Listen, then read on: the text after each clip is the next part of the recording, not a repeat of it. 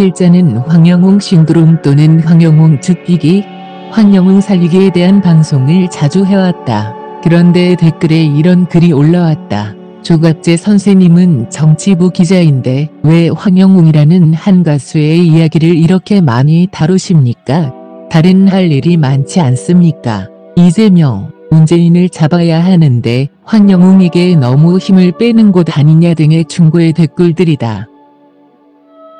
필자는 기자 생활 55년 동안 한국 현대사의 중요한 사건들을 많이 다뤄왔고 관련 책도 많이 써왔다. 대개 주제가 스케일 큰 내용들이다. 등장인물도 이승만, 박정희, 전두환, 노태우, 김영삼, 김대중, 이명박, 박근혜, 문재인, 이재명, 김정일, 김정은, 트루먼, 스탈린, 모택동 등이다. 그러니 왜 갑자기 작은 사람, 황영웅을 이렇게 다루느냐는 문제제기인 듯하다.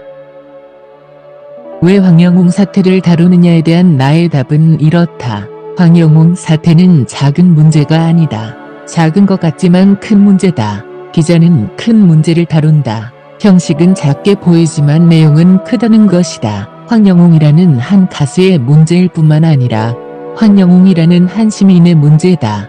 이런 언론을 벌 주려고 하는 사람은 없는가? 이것은 대한민국 헌법이 보장하는 가장 중요한 가치인 개인의 자유를 위반하는 것 아니냐 하는 것이 기본적인 문제의식이다. 언론의 문제, 헌법 위반이 상시화되고 있는 문제, 그리고 한 개인이 무방비 상태로 당하는 언론 폭력의 문제, 이 모든 것이 모두 복합적으로 들어가 있다. 그러니 큰 문제다. 민주주의 국가에서 개인의 자유가 침해당했을 때 본인도 싸워야 하지만 그것을 지켜보는 사람들이 가만히 있으면 안 된다. 그렇게 해야 민주주의가 한 사람의 자유에서 국민 전체의 자유로 커질 수 있다.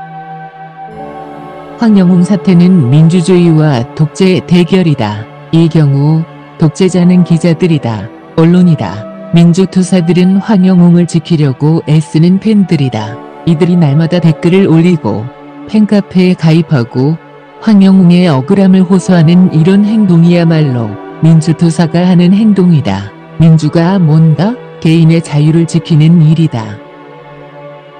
황영웅이라는 개인의 자유를 지키기 위해 그 개인의 자유를 짓밟는 언론과 싸우는 황영웅 팬들이야말로 오늘날 진정한 민주투사들이고 필자 또한 자유민주주의를 존중하는 사람으로서의 사태를 방관할 수 없는 것이다. 반드시 이 싸움에 참여해야 하는 것이다. 침묵하면 언론 독재에 가담하는 것이 된다.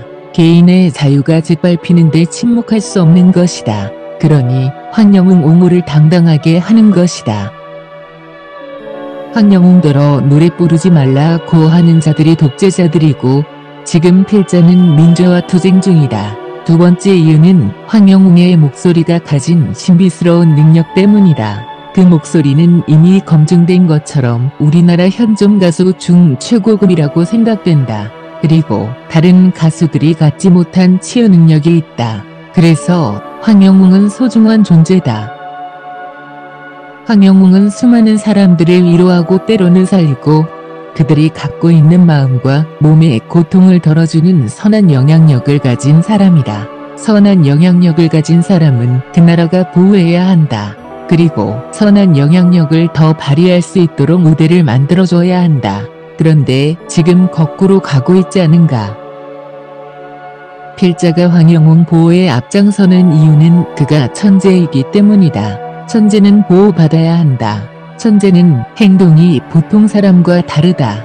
그러니 천재인 것이다. 천재를 향해 버릇없다든지 중학교 때 싸움박질한 것을 트집잡아 말살하려는 사람들이야말로 문제가 있다. 과거를 약점 잡아 천재의 오늘과 미래를 망치려는 그들이야말로 폭군이다. 황영웅 목소리의 신비한 치유력, 시민 황영웅의 개인 기본권에 대한 언론의 폭력행위, 천재 황영웅에게 평생 노래 부르지 말라. 이건 도저히 용서할 수 없다. 이런 언론이 한국 사회를 지배하게 된다면 한국은 그야말로 공산주의 세상으로 가는 것이다. 더구나 천재를 이렇게 하대하고 마구잡이로 짓밟는 것을 허용한다면 이런 언론 때문에 한국은 메마른 사회, 문화와 예술과 자유로운 사상이 결핍되는 야만으로 돌아가게 될 것이다. 이를 막기 위해 한 기자로서 한 시민으로서 싸우고 있다. 기자 생활 50년 동안 견지해온 신념은 사실이 신념보다 중요하다. 모든 문제는 사실관계가 명쾌해지면 저절로 해결되는 수가 있다는 것이다. 필자의 황영웅 보도는 그동안의 이런 신념과도 일치하고 무엇보다 개인의 자유를 존중해야 한다는 대한민국 헌법의 제1가치관과도 부합하는 행동이다. 황영웅 사태는 결코 단순하거나 작은 것이 아니다. 황영웅이 마음껏 노래할 수 있는 분위기와 그런 나라를 만드는 것은 대한민국의 헌법적 가치인 자유민주주의가 꽃피는, 그리하여 모든 국민들이 자기가 가진 재량을 마음껏 발휘할 수 있는 인류국가로 가는 길을 여는 일이다. 2023년 7월 15일 조갑제 TV 동영상엔 황영웅이 불러 공개한 아내에게 바치는 노래 아수영, 원곡에 대한 사연이 업로드되었다. 이 노래는 조은파 작사가가 어머니를 생각하며 썼고 임종수 작곡가는 아내를 생각하며 곡을 지었다고 한다. 아내에게 바치는 노래는 1976년에 나온 노래인데 하수영 가수는 다음에 교통사고를 만나 활동을 중단했고 1981년에 뇌출혈로 사망했다. 향년 34세였다. 2. 선생님 오늘도 감사 인사 올립니다. 1970, 80년대에 아내에게 바치는 노래가 크게 유행했었고 저도 즐겨 들었었는데 우리 영웅님이 부르는 아내에게 바치는 노래는 그 전과 달리 눈물이 저절로 나면서 푹 빠졌어요. 듣고 또 들어도 또 듣고 싶고 머릿속에서 계속 맴도옵니다. 어느 누구도 흉내낼 수 없는 영혼을 울리는 천상의 목소리 천재 가수임이 맞습니다. 가슴을 울리는 노래로 마음에 위안을 주고 행복하게 해줘서요.